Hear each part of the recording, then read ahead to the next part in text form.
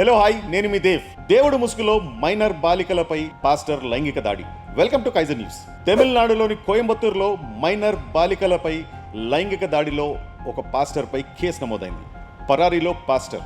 King Generation Prayer Hall pastor D John Jebaraj అనే వ్యక్తి ఇద్దరు మైనర్ బాలికలపై లైంగిక వేధింపులు చేశాడని కోయంబత్తూర్ నగర పోలీస్ మహిళా విభాగం ఎఫ్ఐఆర్ నమోదు చేసింది. ఈ దారుణ ఘటన 2024 మే 21వ తేదీన జేబరాజ్ స్వగృహంలో జరిగినట్టు పోలీసులు ప్రాథమిక దర్యాప్తులో వెల్లడైంది. ఆ రోజు జిఎన్ మిల్స్ ప్రాంతంలో అతడి ఇంట్లో జరిగిన ఒక పార్టీకి జాన్ జేబరాజ్ మామ తన దత్తత కూతురైన 17 ఏళ్ల బాలికను మరియు ఆమె 14 ఏళ్ల స్నేహితురాల్ని తీసుకొచ్చారు.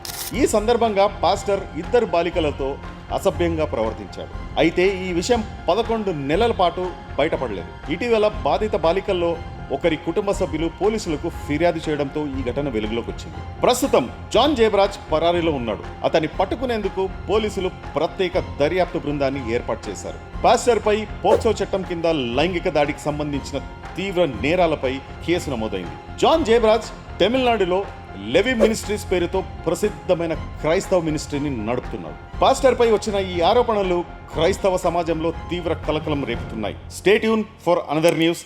Please subscribe.